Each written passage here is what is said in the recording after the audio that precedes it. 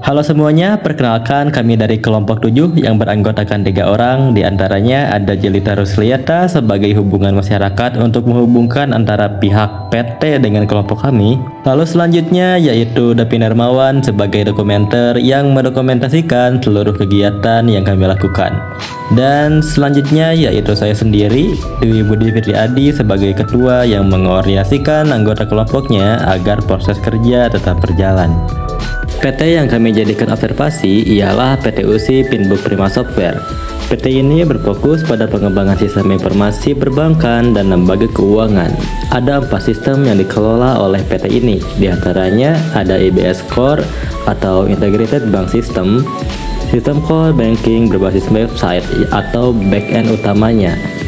Lalu ada IBS Mobile atau mobile banking untuk nasabah BPR. Ada juga IBS Branchless, aplikasi berbasis mobile untuk kolektor atau account officer di lapangan. Dan yang terakhir yaitu VIP Mobile, versi mobile banking yang dikostumisasi per branding BPR.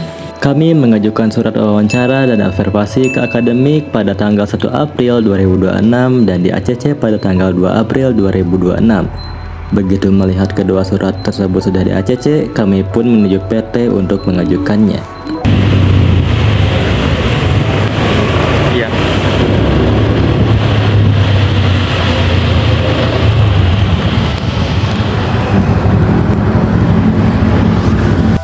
Kabar baiknya, setelah kami bertemu Bu Olpi Raindri Yustriani selaku HRD untuk mengajukan wawancara dan observasi di PT tersebut, kami pun dipersilahkan untuk melakukan studi di PT ini.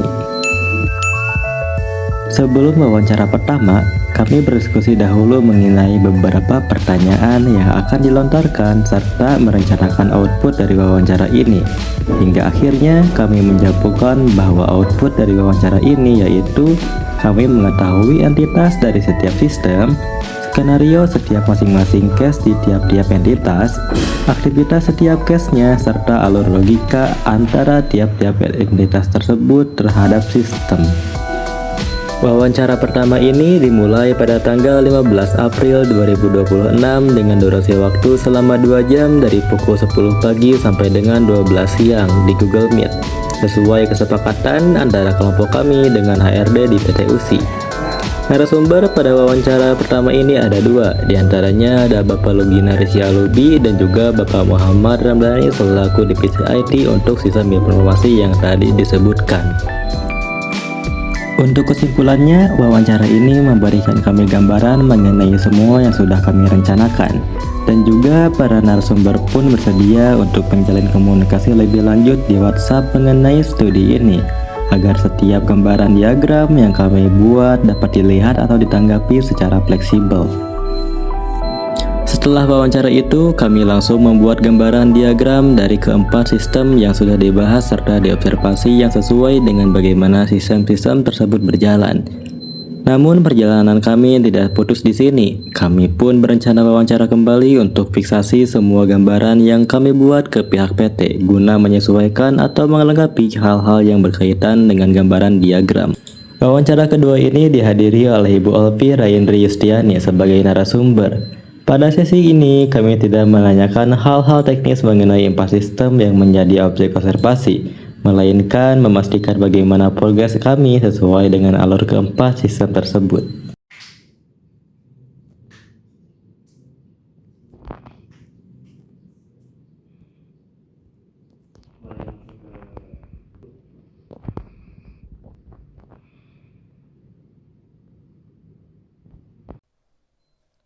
Oke, metode pengumpulan data yang digunakan.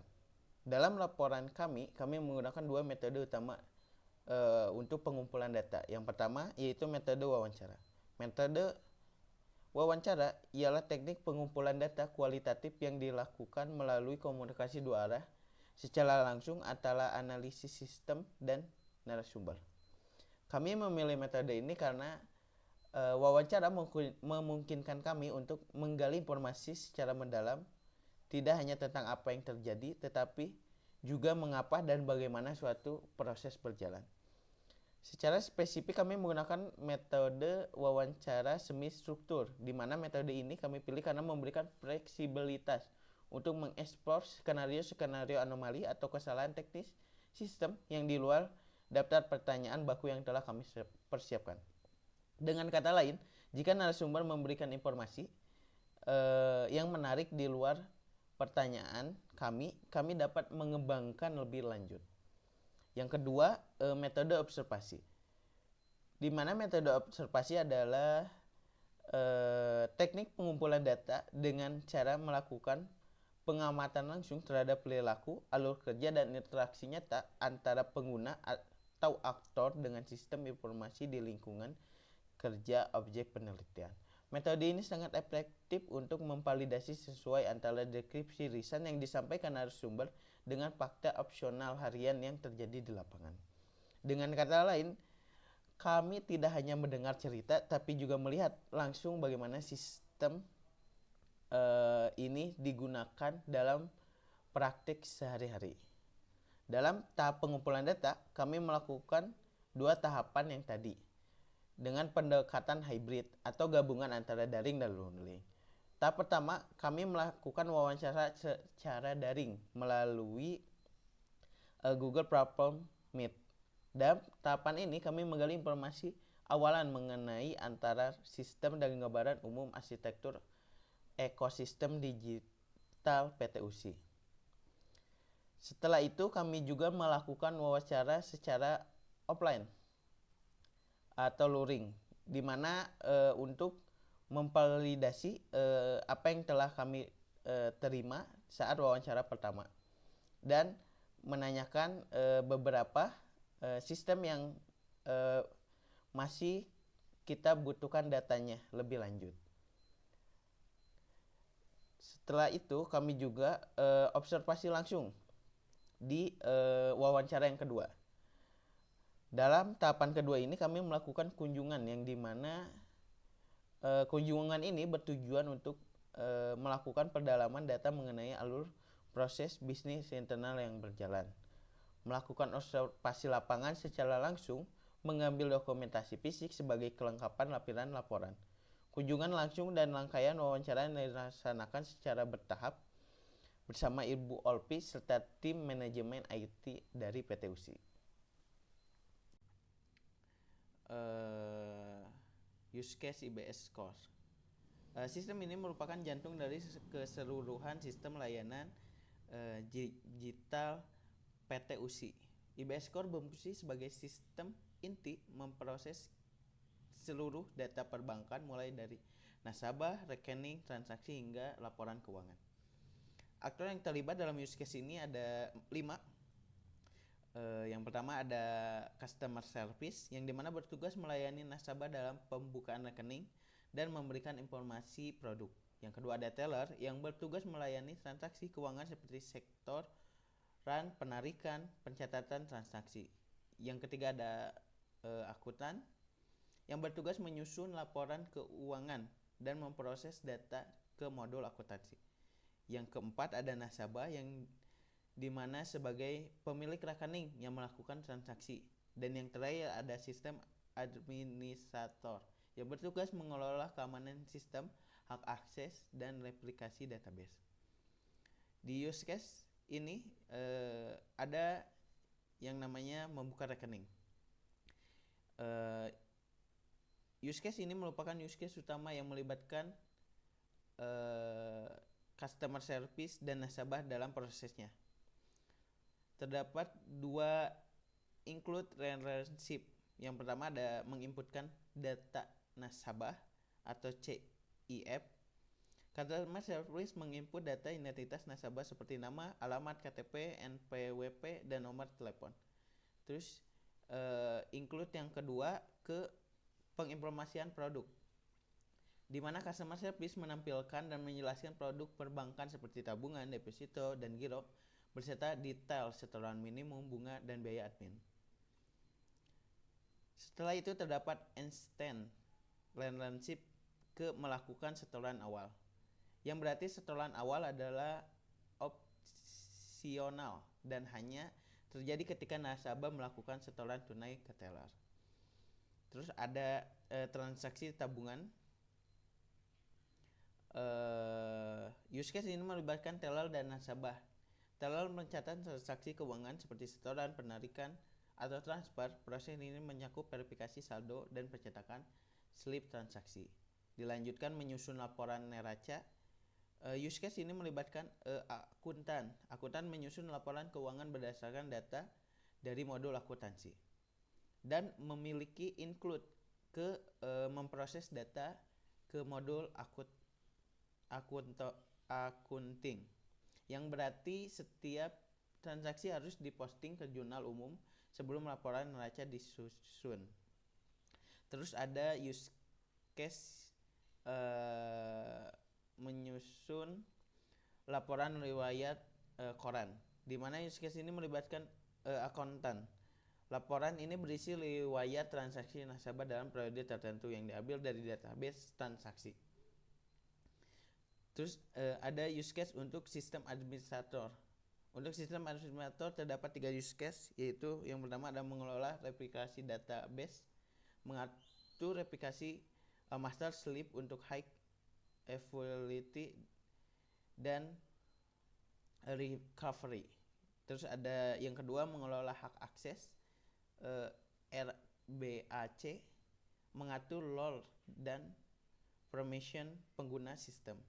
Yang ketiga ada memonitoring keamanan sistem, memantau log keamanan, LED militer dan koneksi VPN.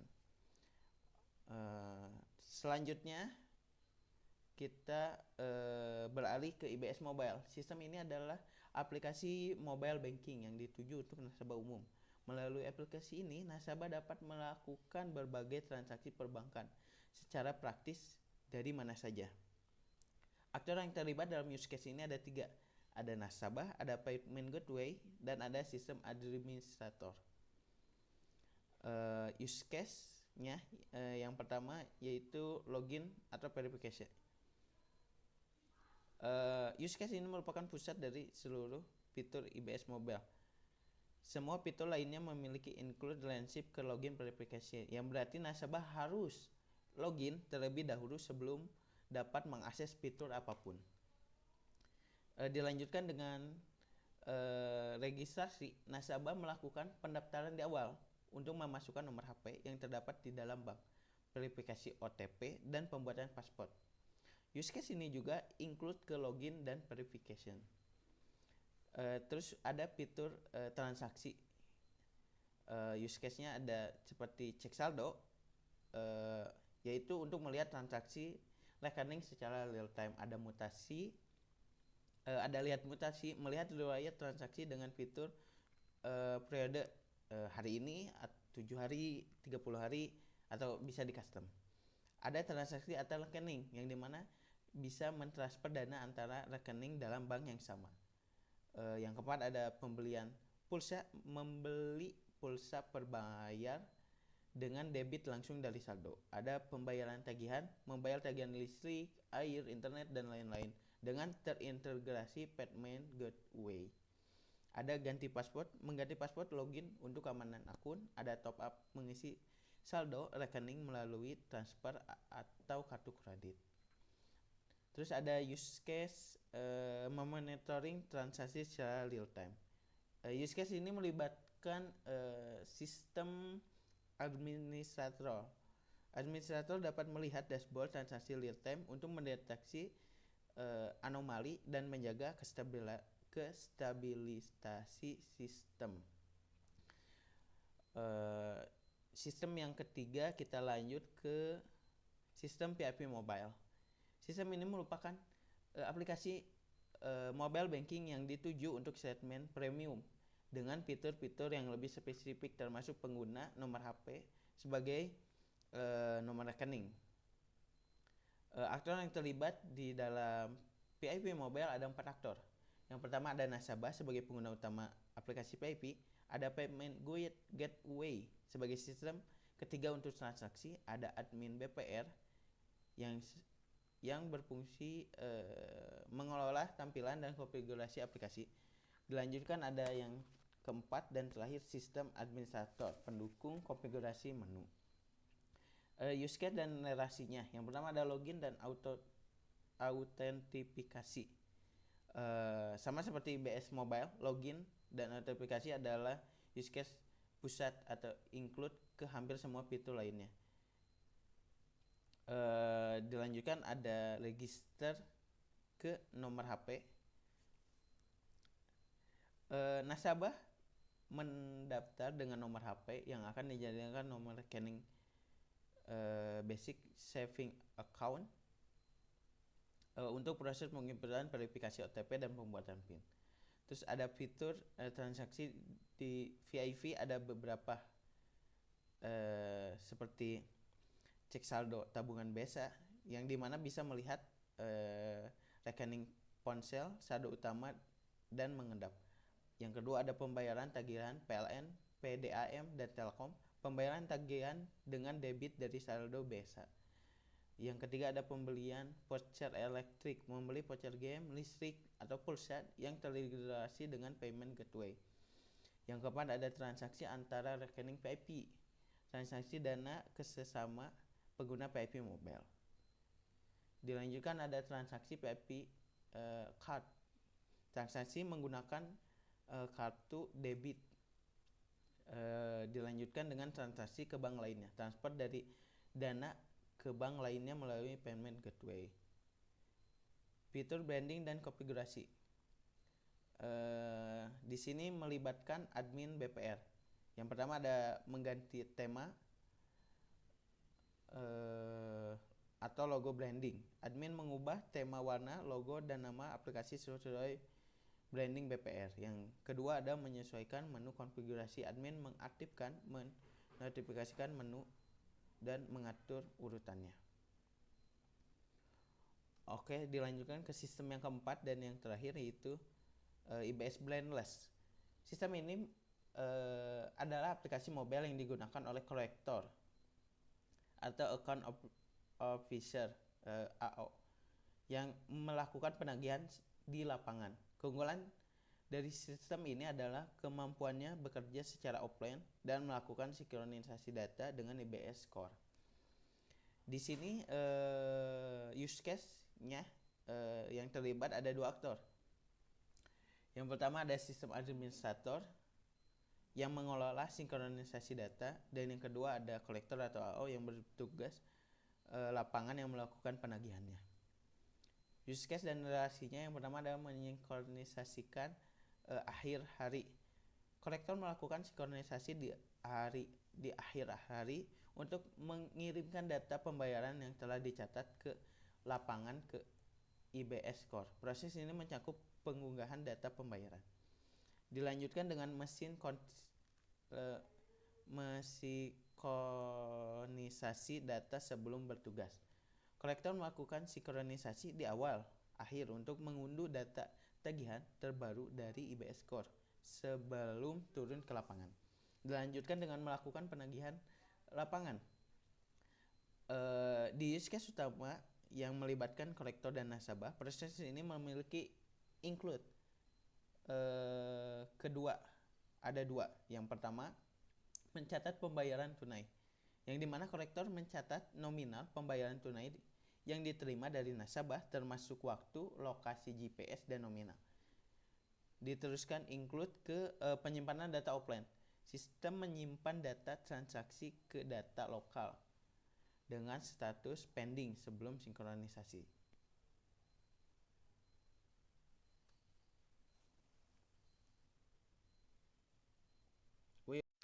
Assalamualaikum warahmatullahi wabarakatuh.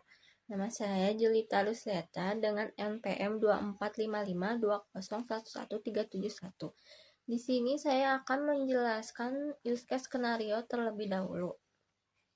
Dimulai dari membuka rekening di IBS Core. Di sini CS akan menginput data nasabah, lalu memilih produk, lalu setoran awal lewat teller. Jika gagal simpan, CS akan ulang input. Lalu di kedua ini ada menginput data nasabah.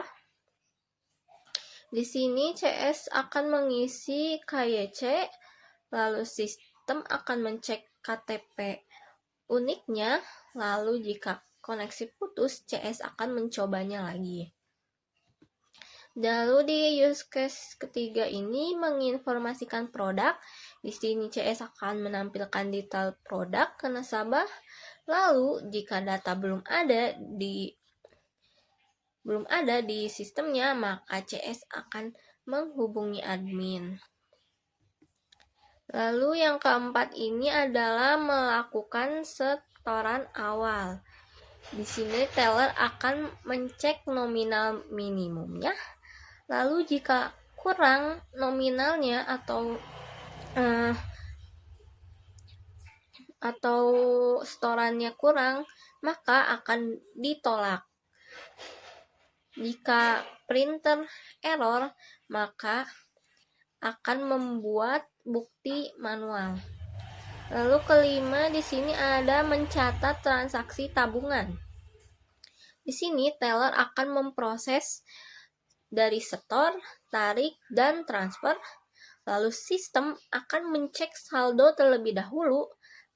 Lalu jika saldo kurang, maka akan ditolak.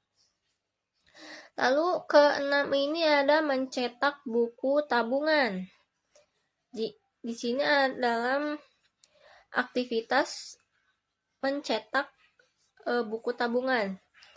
Di sini jika cetak mutasi belum tercetak atau halaman habis, maka akan mengganti buku tabungan yang baru. Lalu di sini ada menyusun laporan riwayat rekening koran. Di sini akuntan akan mengenerate PDF per periode dari hari, bulan, atau tahun. Kalau data kosong, maka tampilannya akan kosong. Di sini yang ke-8 ini memproses data ke modul accounting. Di sini aktivitasnya akan membuat jurnal debit kredit otomatis. Jika kode akun salah atau error, maka melapor ke admin. Nah, lalu yang ke-9 ini menyusun laporan neraca. Di sini akan terdapat skenario menghitung aset dengan liabilitas plus ekuitas. Jika ada selisih akuntan, maka mencek ulang. Lalu yang ke-10 ini ada melakukan transaksi penarikan. Kita akan mencek saldonya terlebih dahulu. Jika di atas limit, maka butuh otorisasi dari supervisor. Yang ke-11 ini memproses transaksi reversal. Ini akan skenarionya membuat transaksi kebalikan terlebih dahulu, maka transaksi asli dinonaktifkan bukan dihapus. Jika sudah pernah direversal, maka akan ditolak. Yang ke-12 ini mengelola replikasi database. Di sini admin akan mensinkron server utama cadangan. Kalau crash, maka file over. Lalu 13 ini mengelola hak akses atau RBAC. Admin akan mengatur role dan permission. Lalu jika konflik dalam permission, maka ditolak menyimpannya. Lalu yang ke-14 ini memonitor keamanan sistem. Di sini admin akan mencek login dan VPN. Terus serangan DDoS diaktifkan jika ada aturan tambahan. Lalu selanjutnya di sini ada use case skenario IBS Mobile. Yang pertama ini login atau verifikasi. Skenarionya di sini ada password atau biometrik. Jika salah 3 kali, akun akan terkunci. Yang kedua ini registrasi. Skenarionya kita akan mendaftar pakai nomor HP dan OTP. Jika gagal mengirim OTP, maka ada opsi kirim ulang. Ketiga ini cek saldo. Di sini akan menampilkan saldo secara real time. Jika core banking tidak respon, maka sistem akan error. Nah, di sini yang keempat ada lihat mutasi. Di sini akan menyediakan filter periode transaksi. Jika tidak ada transaksi, maka tampilan kosong. Lalu yang kelima ini pembelian pulsa. Skenarionya, cek saldo melalui proses lewat payment gateway, lalu saldo kurang atau gateway gagal, maka transaksi batal. Di keenam ini ada pembayaran tagihan. Skenarionya di sini kita akan membayar PLN, PDAM, Telkom via gateway. Jika gateway timeout, maka transaksi gagal. Yang ketujuh, transfer antar rekening. Jadi jika transfer dalam bank yang sama, maka rekening tidak valid, maka akan ditolak. Lalu yang kedelapan ini ganti password. Di sini akan memverifikasi password lama dulu, baru bikin password yang baru. Setelah itu, jika password baru sama dengan yang lama, maka akan ditolak. Yang kesembilan ini melakukan top up. Skenarionya, kita akan mengisi saldo via transfer atau kartu kredit. Pembayaran gagal jika saldo tidak menambah. Lalu yang ke-10 ini memonitor transaksi real time. Di sini itu yang mengaksesnya itu adalah yang punyanya adalah administrator.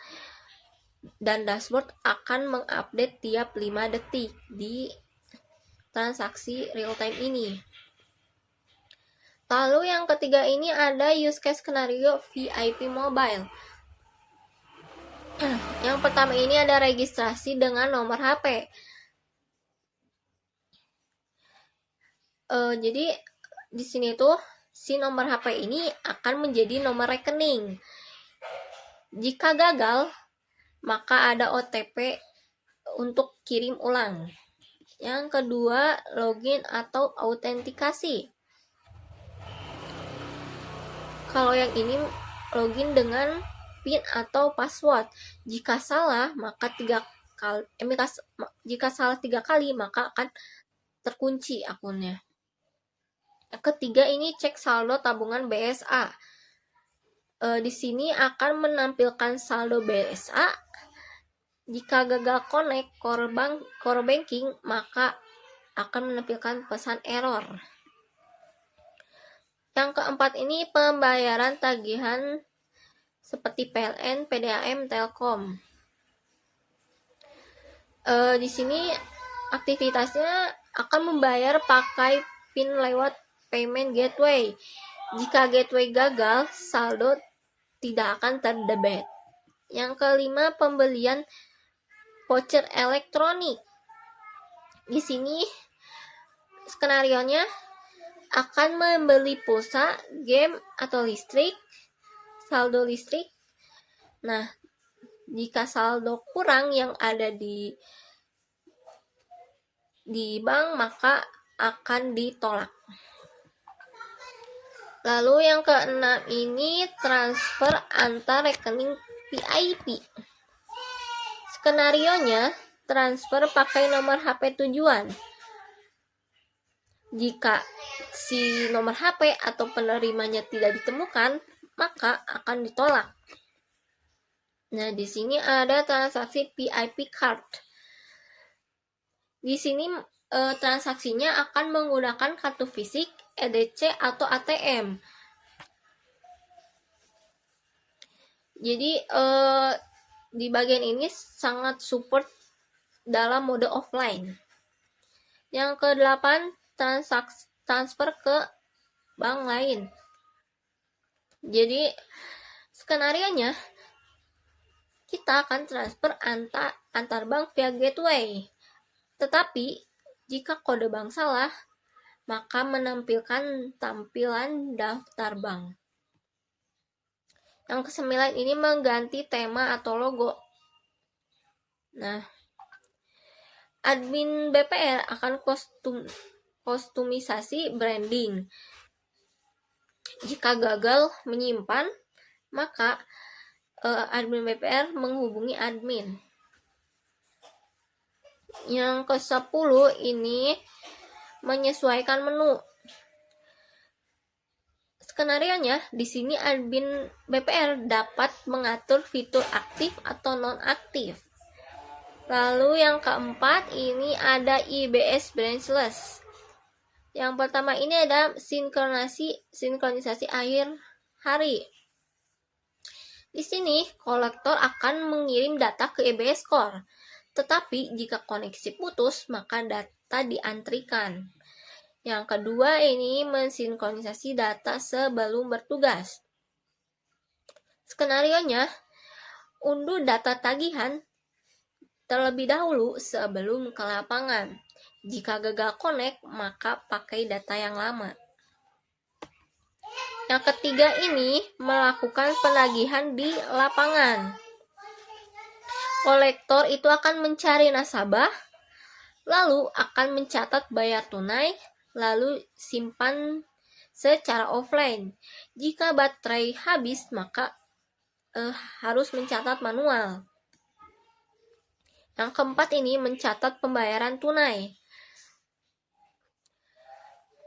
Jadi verifikasi nominal tidak akan lebih dari sisa tagihan. Lalu di sini akan mencatat lokasi GPS. Jika nominal kurang, lanjut sebagai cicilan. Yang kelima ini menyimpan data offline. Data akan disimpan ke SQLite dengan status pending. Jika korup data, maka dicatat ulang. Selanjutnya di sini saya akan menjelaskan activity diagramnya. Kita mulai dari IBS Core. Yang pertama ini ada membuka rekening. Mulai dari initial node, CS akan memilih menu buka rekening, lalu menginput data nasabah. Dilanjut dengan decision data sudah ada atau belum, lanjut memilih produk, lalu talent, proses setoran awal, lalu sistem akan menyimpan rekening baru. Yang kedua ini menginput data nasabah. Di sini CS akan membuka form data baru, lalu mengisi nama, KTP, NPWP, nomor telepon. Lalu dilanjut dengan decision valid atau tidak. Kalau tidak, sistem akan error dan CS akan mengulangnya. Kalau valid, sistem akan simpen chief, lalu diakhiri dengan final note. Setelah itu menginformasikan produk. CS akan mengakses menu produk. Di sini sistem akan menampilkan daftar. Lalu CS pilih satu produk dan sistem akan menampilkan detail bunga biaya. Lalu selanjutnya melakukan setoran awal.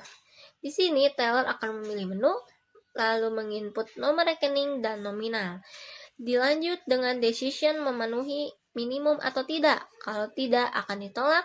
Kalau iya, teller akan terima ulang dan cetak bukti final. Lalu yang selanjutnya di sini ada mencatat transaksi tabungan. Di sini teller akan menginput nomor rekening, lalu sistem menampilkan saldo. Dilanjut dengan decision jenis transaksi setor atau tarik atau transfer, lalu decision besar dengan saldo atau saldo cukup atau tidak. Kalau iya, sistem akan mengupdate saldo dan menyimpan transaksi. Kalau tidak, akan menampilkan tampilan gagal. Selanjutnya mencetak buku tabungan. Di sini teller akan menginput nomor rekening, lalu sistem akan menampilkan mutasi terakhir, lalu dilanjut dengan decision memenuhi atau tidak. Petugas akan mencetak halaman mutasi yang belum tercetak. Selanjutnya menyusun laporan riwayat rekening koran. Di sini akuntan akan menginput periode dari hari, bulan, atau tahun. Setelah itu, sistem akan mengambil transaksinya, lalu mengelompokkan per rekening, lalu di-generate ke PDF. Selanjutnya, di sini ada memproses data ke modul akunting. Akuntan akan buka menu posting, lalu sistem akan menampilkan transaksi belum diposting. Lalu akan membuat jurnal debit atau kredit, lalu akan disimpan ke ledger, maka terakhirnya ada final note. Lalu di sini ada menyusun laporan neraca. Di sini akuntan akan menginput tanggal, lalu sistem akan ambil saldo semua akun, lalu akan menghitung aset sama dengan liabilitas plus ekuitas. Lalu akan menampilkan laporan neracanya dan bisa diekspor ke PDF atau Excel. Dan di sini selanjutnya ada melakukan transaksi penarikan. Di sini teller akan menginput nominal, lalu dilanjut dengan decision saldo cukup atau tidak. Kalau iya, sistem akan mengurangi saldo dan catat transaksi. Kalau tidak, maka akan ditolak.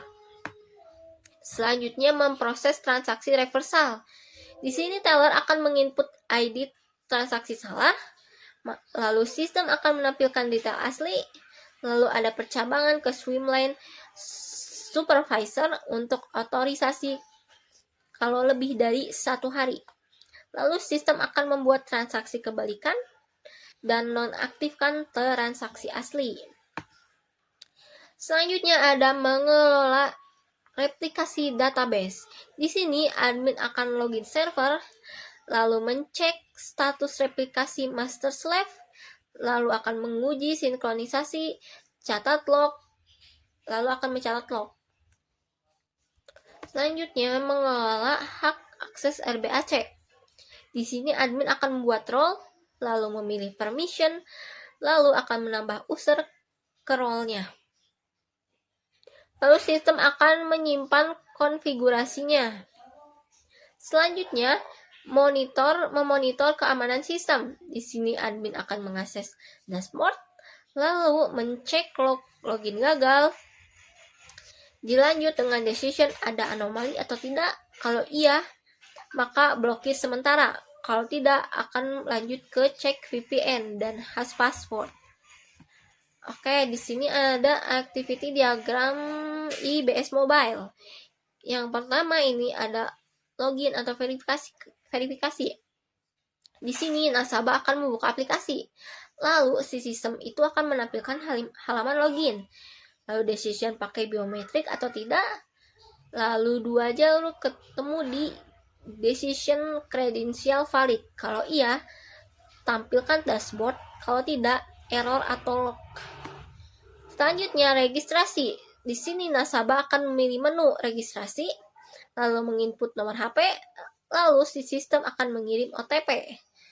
Dilanjut dengan decision OTP cocok atau tidak. Kalau iya, nasabah buat password dan sistem akan menyimpan device ID. Selanjutnya di sini ada cek saldo.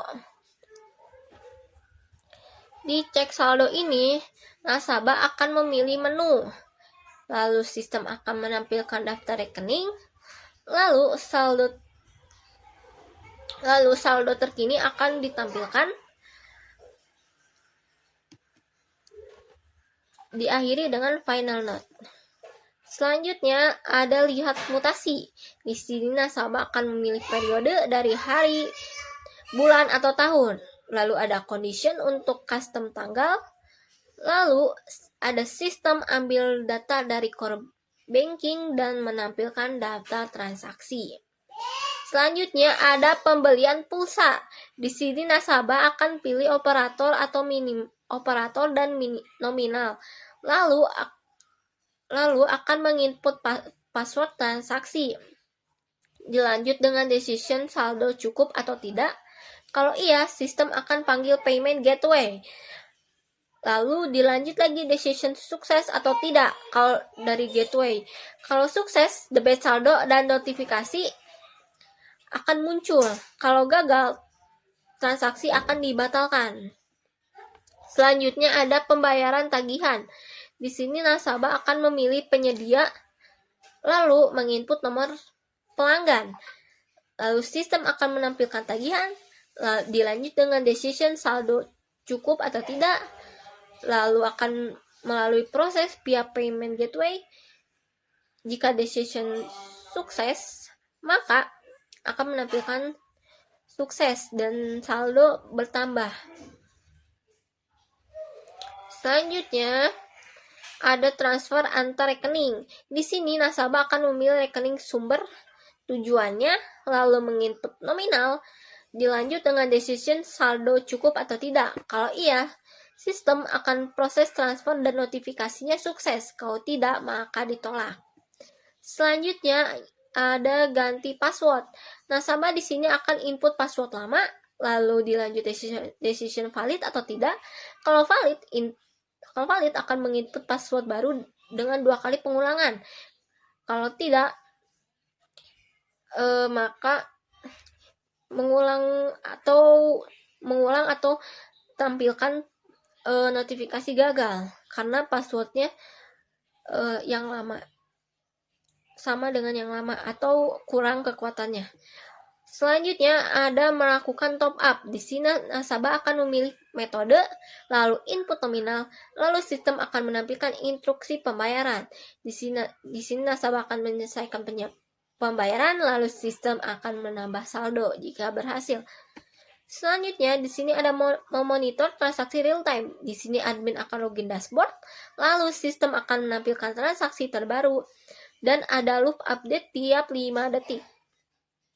Selanjutnya di sini ada activity diagram IBS Mobile. Di sini ada integrasi dengan payment gateway. IBS Mobile akan kirim request ke payment gateway API, lalu validasi request. Setelah itu, proses transaksi ke penyedia layanan. Jika sukses, maka transaksi akan selesai dengan memunculkan debit saldo. Kalau tidak, akan menampilkan layanan sementara tidak tersedia atau error. Selanjutnya, ada registrasi dengan nomor HP. Di sini nasabah akan buka aplikasi, lalu input nomor HP, lalu sistem akan kirim OTP. Lalu jika OTP valid, nasabah akan buat PIN. Kalau gagal akan memunculkan pesan error atau gagal. Selanjutnya ada login atau autentikasi. Di sini nasabah akan input PIN, lalu sistem akan memverifikasi, lalu decision valid atau tidak, bercabang ke belum registrasi atau PIN salah. Kalau valid, tampilkan dashboard.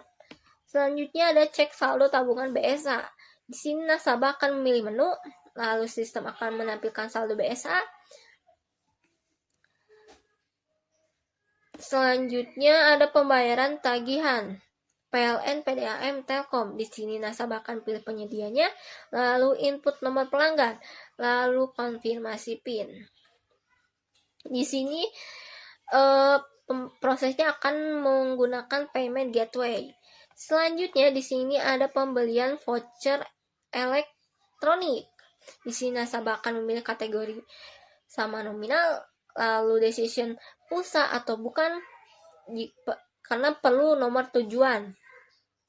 Lalu konfirmasi PIN, jika saldo cukup, maka diproses ke via gateway. Selanjutnya, transfer antar rekening VIP. Di sini nasabah akan pilih rekening sumber, lalu input nomor HP tujuan. Sistem akan menampilkan nama penerima, lalu konfirmasi PIN. Selanjutnya, transfer ke VIP card. Di sini nasabah akan gesek kartu, lalu input PIN, lalu ini akan menyimpan ke mode transaksi offline. Selanjutnya di sini transfer ke bank lain. Di sini nasabah akan input kode bank rekening, lalu tujuan dan nominalnya, lalu konfirmasi PIN. Maka proses akan melalui payment gateway. Selanjutnya di sini mengganti tema atau logo. Di sini admin BPR akan login dashboard, lalu upload logo, lalu dilanjut dengan decision format sesuai atau tidak. Kalau iya, pilih warna dan nama aplikasinya, lalu simpan. Lalu sistem akan menerapkan perubahan. Selanjutnya, menyesuaikan menu atau konfigurasi. Di sini admin BPR akan login, lalu memilih menu konfigurasi, lalu mencentang fitur aktif atau nonaktif, lalu simpan. Lalu sistem akan terupdate dengan tampilan nasabahnya. Selanjutnya di sini ada activity diagram IBS branchless. Yang pertama ini ada sinkronisasi akhir hari. Di sini kolektor akan pilih menu, lalu sistem akan cek koneksi internet, lalu decision konfirmasi atau koneksi ada atau tidak. Kalau iya, sistem akan upload data dan tampilkan ringkasan. Kalau tidak, maka akan menjadi antrian untuk coba lagi. Selanjutnya, mensinkronisasi data sebelum bertugas. Di sini kolektor akan memilih menu, lalu sistem akan cek koneksi, dilanjut dengan decisionnya koneksi oke atau tidak. Kalau iya, sistem akan jalankan unduh data tagihan dan menampilkan jumlah data diterima. Kalau tidak, akan menampilkan error pakai data lama.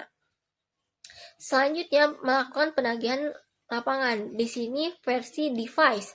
Di sini kolektor akan buka aplikasi, lalu pilih menu penagihan, lalu cari data nasabah. Sistem akan menampilkan tagihan, maka akan jalankan include catat pembayaran tunai, lalu include simpan data offline. Lalu kolektor akan beri tanda terima. Selanjutnya di sini penagihan lapangan versi IBS Core. Di sini sistem akan ambil semua data pembayaran offline, ada fork atau join untuk proses paralel. Lalu mengunduh daftar nasabah dan kirim ke IBS Core. Selanjutnya mengunggah atau mengunduh data tagihan. Di sini sistem akan kirim request ke IBS Core, lalu IBS Core balas dengan daftar nasabah dan tagihan, lalu sistem akan menyimpan ke penyimpanan lokal. Selanjutnya di sini ada mencatat pembayaran tunai. Di sini kolektor akan pilih nasabah, lalu sistem akan nampilkan sisa tagihan, lalu kolektor input nominal. Jika nominal lebih kecil sama dengan sisa tagihan,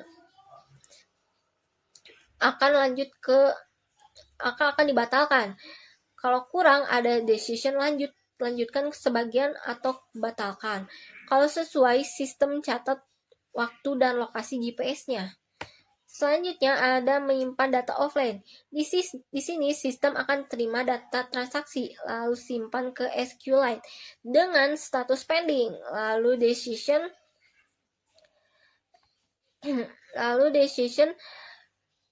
penyimpanan penuh atau tidak. Kalau penuh, tawarkan hapus data lama, lalu tampilkan notifikasi tersimpan lokal. Lalu di sini ada memverifikasi saldo tagihan. Di sini sistem akan mengirim ID nasabah dan nominal tagihan ke IBS Core, lalu IBS Core akan kembalikan ke saldo terkini, maka membandingkan saldo tagihan terkini dengan data lokal. Jika sama, akan verifikasi sukses. Kalau tidak sama, maka akan tampilkan perbedaan ke kolektor, maka kolektor akan melanjutkan prosesnya, proses inputnya.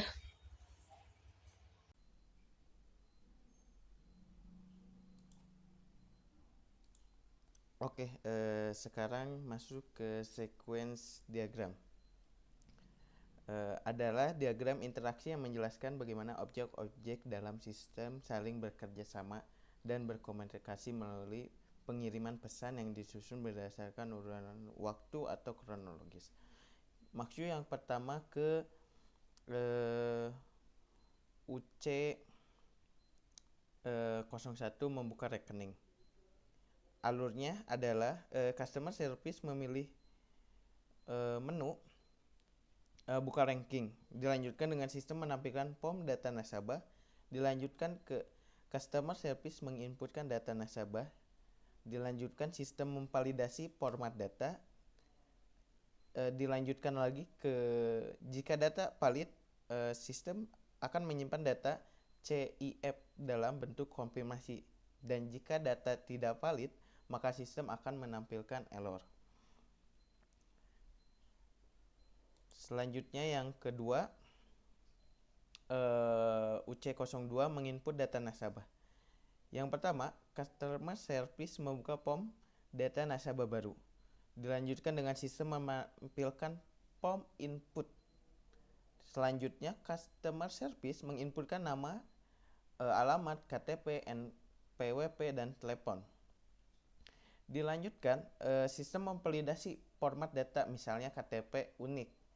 Jika valid, sistem akan menyimpan data CIF ke database dan memberikan konfirmasi. Jika tidak valid, sistem akan menampilkan error, dan customer service memperbaiki input.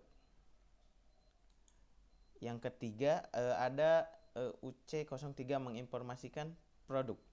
Yang pertama, customer service mengakses menu informasi produk. Dilanjutkan dengan sistem menampilkan data produk, tabungan, deposito, giro. Dilanjutkan customer service memilih satu produk. Lanjut ke sistem menampilkan detail produk, setoran minimum, bunga, biaya admin. Jika produk memiliki promo, sistem akan menampilkan label promo, dan customer service akan menjelaskan detail produk ke nasabah. Selanjutnya ada UC04 melakukan setoran awal. Yang pertama, teller memilih menu setoran awal. Dilanjutkan sistem menampilkan form input. Dilanjutkan teller menginputkan nomor rekening atau CIF. Lanjut ke teller menginputkan nominal setoran. Dilanjutkan ke sistem memverifikasi nominal. Harus lebih besar atau sama dengan setoran minimum. Dan jika nominal memenuhi, teller menerima uang, sistem mencatat transaksi dan mencetak bukti. Jika nominal kurang, maka sistem menolak transaksi. Oke, dilanjutkan ke UC05, yaitu mencatat transaksi tabungan. Yang pertama, teller memilih menu transaksi tabungan. Dilanjutkan sistem menampilkan form input. Dilanjutkan teller menginputkan nomor rekening. Dilanjutkan sistem menampilkan saldo dan nama nasabah. Dilanjutkan teller memilih jenis transaksi, setoran, tarik tunai, dan transfer. Dilanjutkan teller menginput nominal dan keterangan. Dilanjutkan penarikan transfer. Sistem memverifikasi kecukupan saldo. Jika saldo cukup, sistem mengurangi saldo dan melakukan posting ke generate ledger. Dan jika saldo tidak cukup, maka sistem akan menolak transaksi. Dan yang terakhir yaitu teller mencetak slip transaksi. Yang keenam, mencetak buku tabungan. Yang pertama, nasabah meminta cetak atau update buku tabungan. Dilanjutkan petugas memilihkan cetak buku tabungan.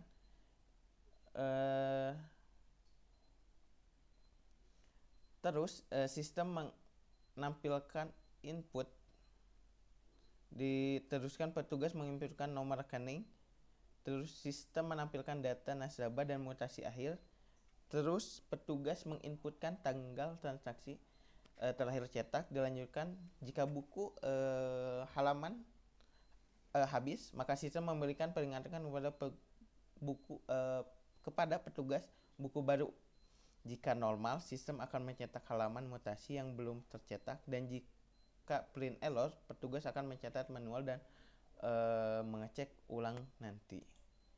Yang ketujuh, menyusun laporan riwayat koran.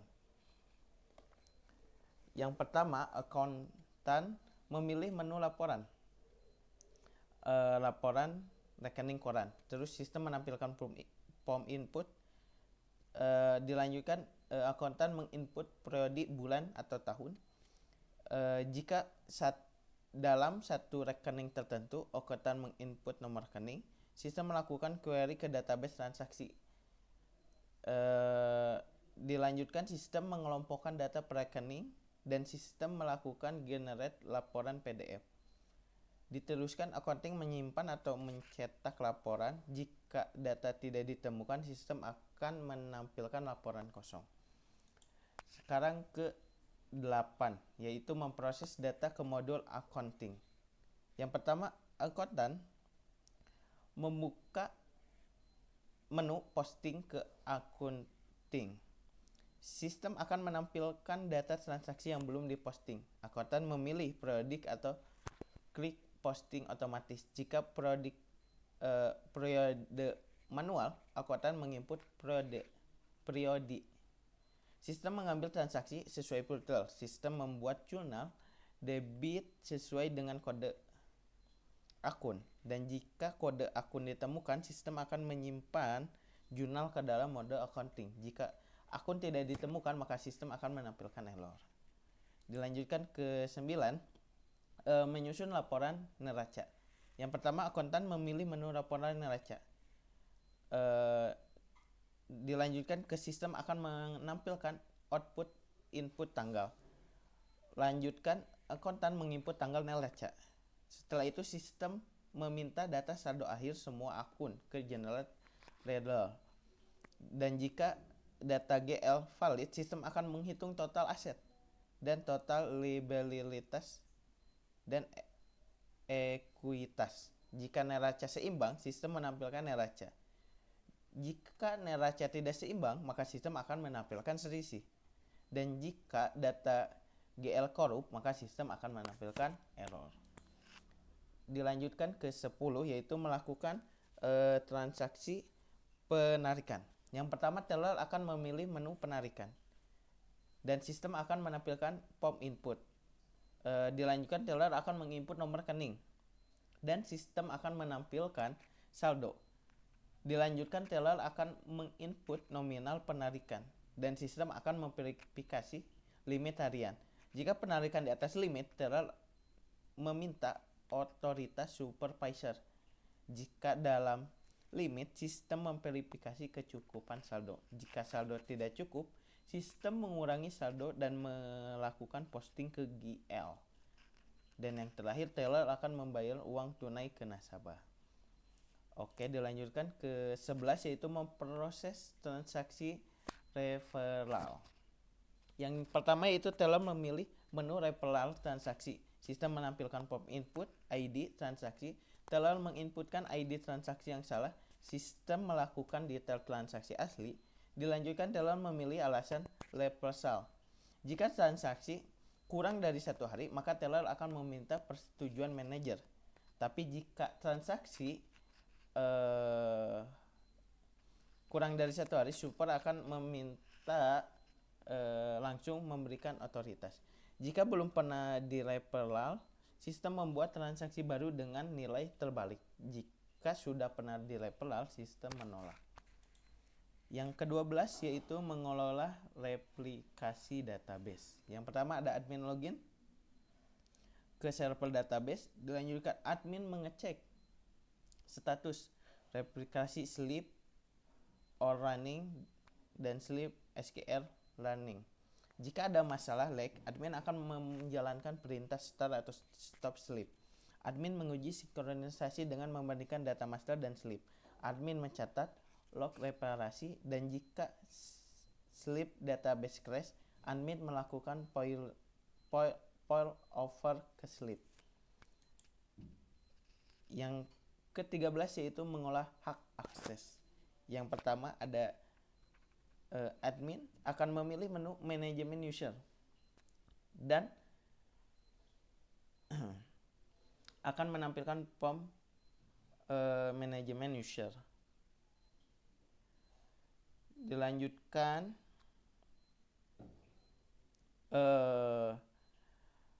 membuat LOL misalnya teller atau accounting, dan bisa juga memilih LOL access dari data. Bisa juga memilih untuk LOL membaca, tulis, hapus, dan upload. Dan admin akan menambahkan user atau pilih user, dan nanti akan divalidasi oleh konfigurasi RBAC. Dan jika tidak, maka akan ditolak karena terjadi konflik. Yang ke-14 yaitu adalah monitoring keamanan sistem, yang dimulai dari admin mengecek dashboard monitoring, admin mengecek lag percobaan login gagal, admin mengecek LED limiter, admin memverifikasi konektivitas VPN cabang, admin memverifikasi hash password, dan jika ada anomali terdeteksi maka admin memblokir IP sementara dan mengaktifkan aturan firewall tambahan. Dan yang terakhir, admin mencatat log keamanan. Dilanjutkan dengan IBS Mobile. Yang pertama yaitu login dan verifikasi, yang dimana nasabah membuka aplikasi IBS Mobile. Sistem akan menampilkan halaman login. Jika menggunakan password, nasabah menginputkan user dan password. Dan jika menggunakan biometrik, nasabah menggunakan sidik jari atau Face ID. Jika password salah, nasabah klik lupa password. Dan sistem akan memverifikasi kriteria ke database. Jika kriteria valid, sistem menampilkan dashboard utama. Jika kriteria valid, sistem menampilkan pesan error. Dan jika gagal 3 kali, maka sistem akan mengunci akun sementara. Dilanjutkan yang kedua yaitu register. Nasabah memilih menu register. Sistem akan menampilkan form nomor HP. Nasabah akan menginput nomor HP terdaftar.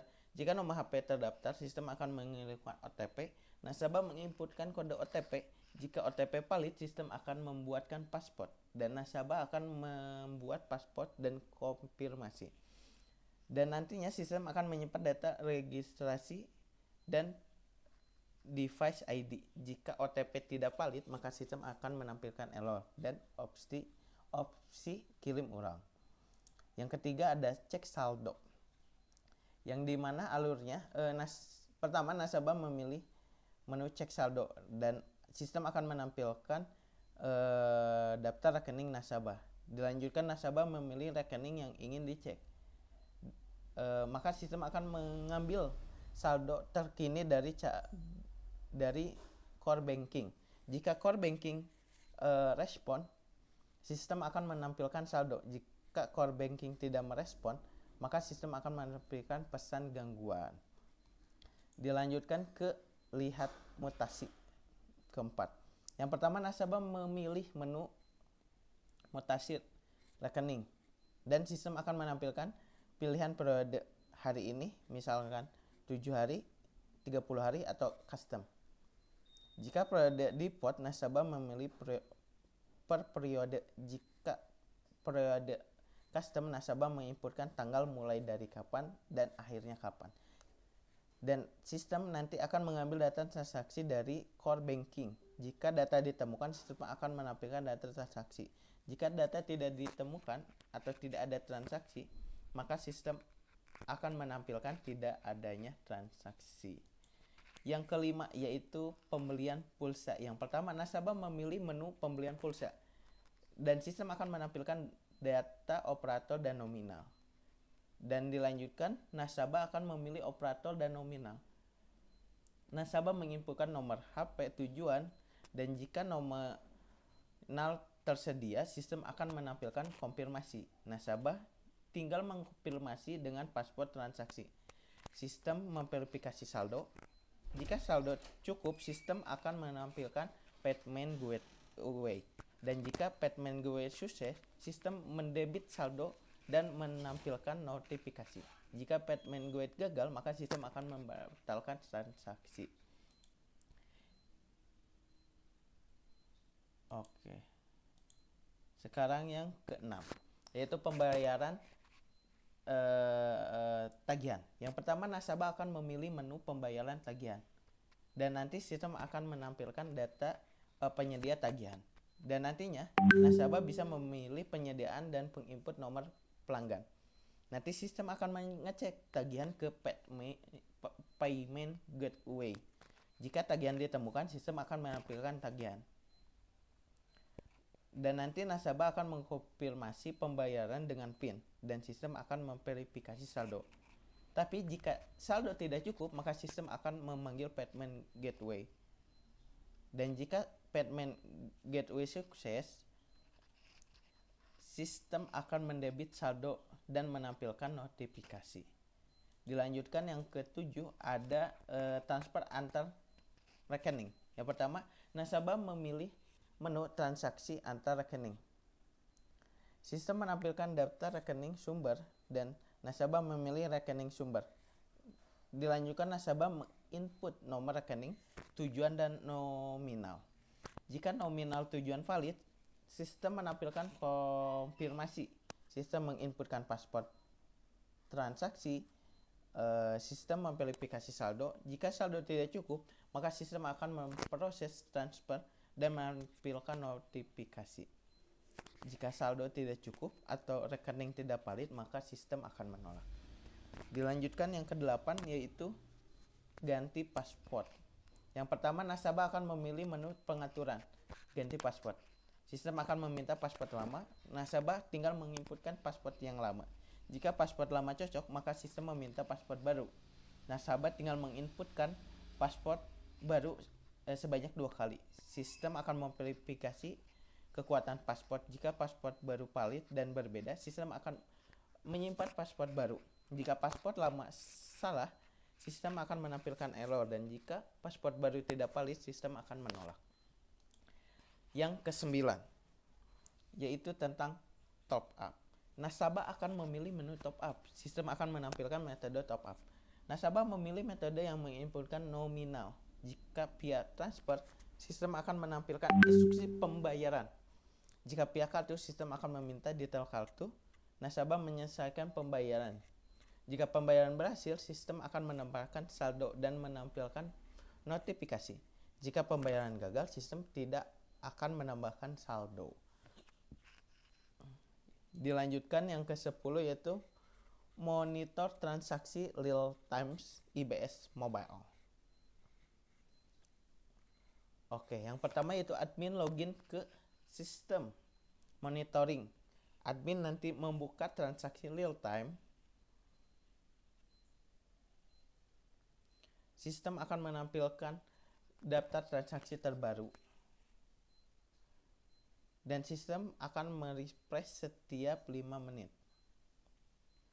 Admin akan memfilter berdasarkan jenis atau status. Jika terjadi lonjakan transaksi, sistem menampilkan peringatan. Jika database lambat, sistem akan menampilkan indikator delay.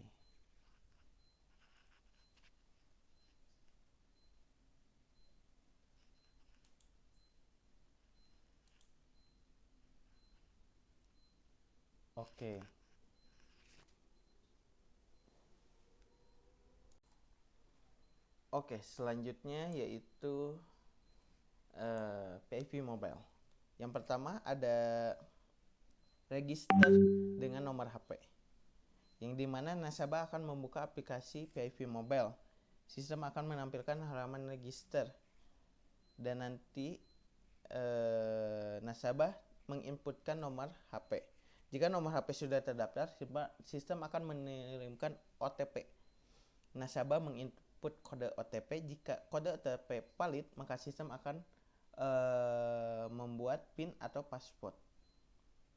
Dan nanti nasabah membuat password atau PIN, dan sistem akan menyimpan data registrasi.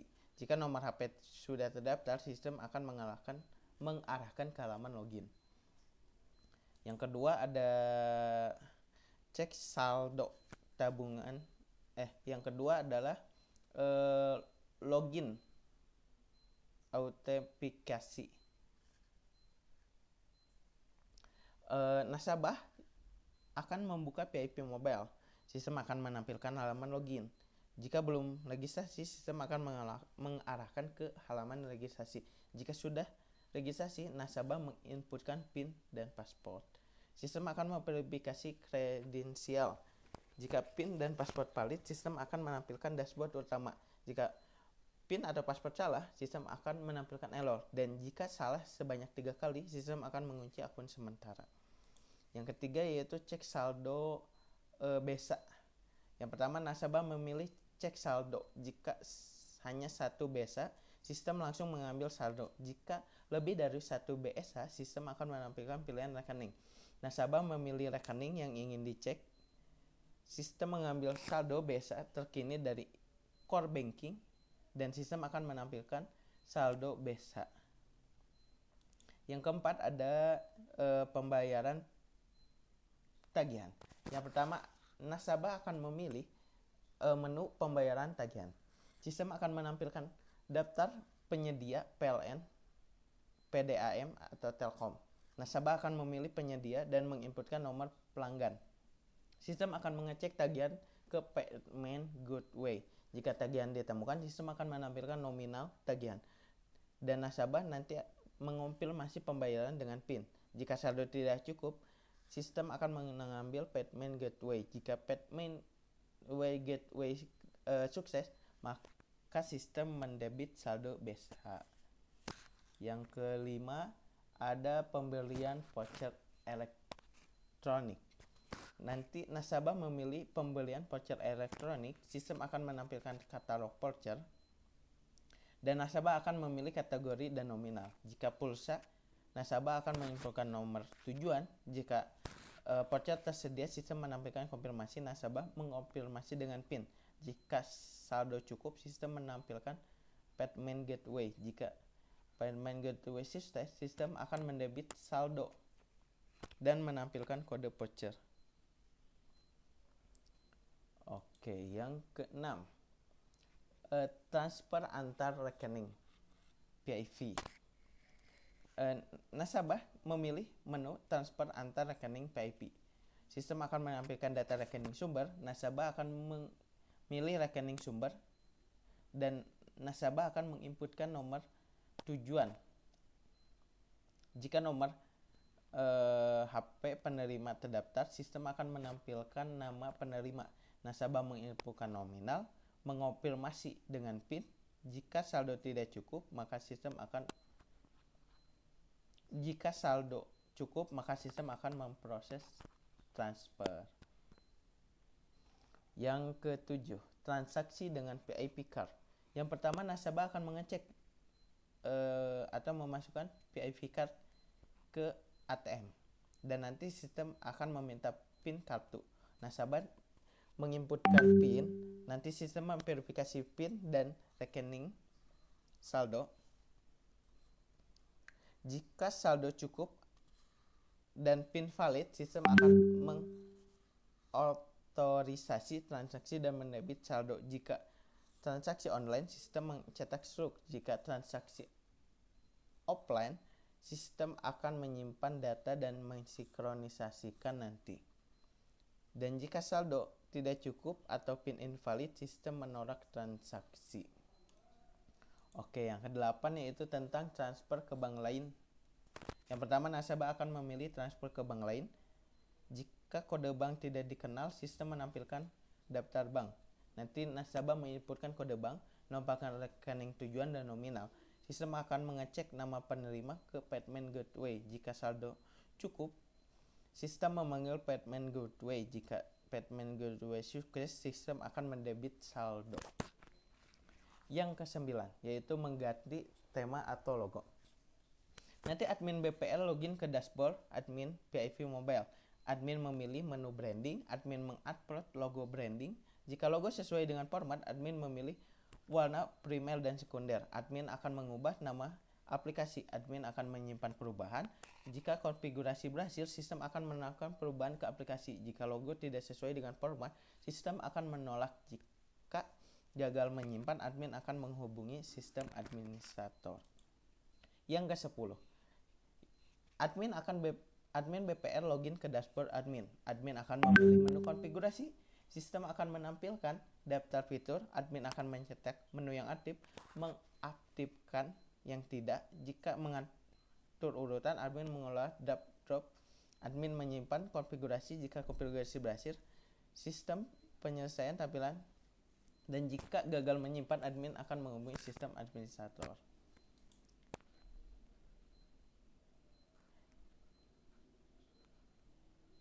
Sekuen diagram yang terakhir yaitu IBS Brainless, yang dimana yang pertama tentang sinkronisasi akhir hari. Yang pertama, kolektor memilih menu sinkronisasi akhir hari. Nanti sistem akan memeriksa koneksi internet. Jika koneksi internet oke, sistem akan meminta konfirmasi. Kolektor mengkonfirmasi kirim data. Jika ada data pembayaran, sistem akan mengambil semua data offline. Sistem mengirim data ke IBS Core. IBS Core nanti akan memproses dan mengurangi saldo tagihan. Dan nanti sistem akan menampilkan ringkasan dan pengosongan data lokal. Jika tidak ada data, sistem akan menginformasikan. Dan jika koneksi internet gagal, sistem akan menampilkan error. Yang kedua, sinkronisasi sebelum bertugas. Yang pertama yaitu kolektor akan memilih sinkronisasi sebelum bertugas. Sistem akan memeriksa koneksi internet. Jika koneksi oke, maka sistem meminta konfirmasi. Kolektor mengkonfirmasi unduh data. Nanti sistem akan meminta data tagihan terbaru ke IBS Core. Jika ada perubahan data, sistem akan menyimpan ke data lokal. Jika menampilkan jumlah data, aplikasi siap digunakan secara offline. Jika tidak ada perubahan, sistem mengoptimasikan data sudah terbaru. Jika koneksi gagal, sistem akan menampilkan error. Yang ketiga, tentang penagihan di lapangan. Yang pertama, kolektor akan membuka aplikasi IBS Brainless.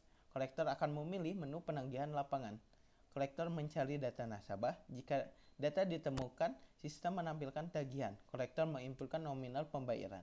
Jika pembayaran penuh, sistem mencatat pelunasan. Jika pembayaran sebagian, sistem akan mencicil. Sistem akan menyimpan data offline. Jika device normal, kolektor memberikan tanda tangan. Jika device kehabisan baterai, kolektor cukup mencatat manual. Yang keempat, mencatat pembayaran tunai. Kolektor akan memilih menu nasabah dari daftar tagihan. Nanti sistem akan menampilkan sisa tagihan. Dan nanti kolektor akan menginputkan nominal yang dibayar. Dan nanti sistem akan memverifikasi nominal tidak melebihi sisa tagihan.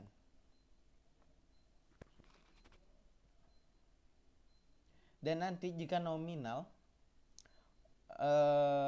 kurang dari sisa tagihan, nasabah akan membayar uang tunai.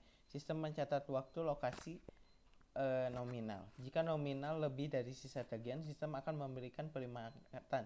Jika kelebihan dijadikan deposit, sistem akan mencatat deposit. Jika kelebihan dikembalikan, sistem akan mengembalikan.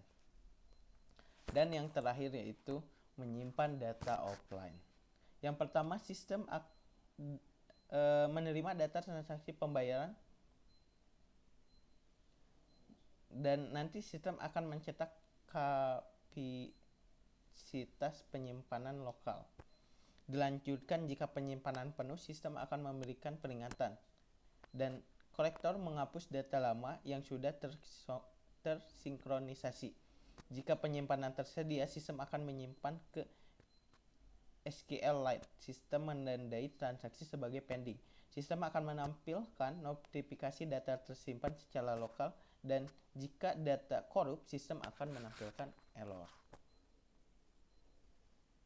Nomor 3 akan menjelaskan mengenai kelas diagram.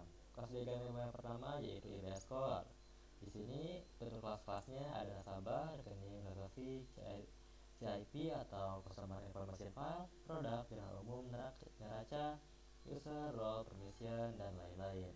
Yang mana setiap kelas di sini sudah pasti berhubung, kecuali untuk yang database master dan juga database lab, karena di sini ia hanya berfungsi sebagai sinkronasi database atau juga sebagai alur untuk replikasi. Nah, lanjut ke kelas diagram IBS Mobile. Di sini ada beberapa kelas, diantaranya ada nasabah yang berasosiasi dengan device. Jelas ya kalau nasabah itu sudah mempunyai device. Dan nasabah juga sudah pastinya memiliki banyak rekening. Untuk setiap rekeningnya juga dia berasosiasi dengan transaksi, dan dia transaksi dia akan disimpan di dalam database transaksi, dan database transaksi di sini dia akan mengembalikan beberapa data yang dibutuhkan oleh nasabah di tiap-tiap rekening atau transaksinya. Dan juga untuk nasabah dia juga pasti memiliki user kredensial yang mana di sini autentikasinya ada menggunakan password dan juga menggunakan PIN. Dan untuk payment gateway-nya di sini jelas untuk melakukan transaksi. Lanjut, di sini ada IP mobile. Ada beberapa kelas di sini. Nasabah dia jelas berinteraksi atau berasosiasi dengan rekening ponsel. Setiap nasabah mempunyai rekening ponsel. Dan juga setiap nasabah dia mempunyai VIP card untuk VIP mobile. Dan tiap nasabah juga dia melakukan transaksi VIP. Nah, selain itu rekening ponsel juga sudah jelas dia akan berasosiasi dengan transaksi VIP dan juga dengan VIP card. Nah, untuk transaksi VIP di sini dia berasosiasi dengan voucher, tagihan, dan juga payment gateway. Nah, sementara itu untuk kelas admin DWR di sini dia hanya bisa untuk mengonfigurasi seperti mengonfigurasi warna primer, nama aplikasi, dan juga lain-lain di sini ya. Nah, lanjut di sini ada kelas diagram. Untuk kelas diagram sendiri di sini ada kolektor, nasabah, tagihan, pembayaran, konfigurasi, data offline, local database, EBS core, dan juga pembayaran tunai. Nah, seperti yang tadi dijelaskan atau di awal dijelaskan, EBS branches di sini digunakan oleh kolektor ataupun account officer, yang mana ini digunakan pada saat kedua tersebut bekerja di lapangan untuk kolektor seperti itu. Jelas di sini ada kolektor dan juga ada nasabah. Tiap nasabah sudah pasti ada tagihan. Nah, kalau di tagihan berarti ada pembayaran. Setelah pembayaran sudah pasti ada sinkronasi untuk sinkronasi tanggal, mau itu tanggal sekarang atau sinkronasi upload. Nah, ada juga di sini data offline jikalau aplikasinya digunakan secara offline. Nah, kalau misalnya data offline dia akan terkait dengan local database. Nah, kalau misalnya dia tidak offline atau dilakukannya secara online, dia sinkronasinya dengan EBS core seperti itu. Nah, jelas ya untuk semua kelas diagramnya. Oke, mungkin sedikit itu dari saya yang bisa saya sampaikan. Kurang lebihnya saya mohon maaf. Terima kasih. I just had to let you know you're. She had me, baby, boom, she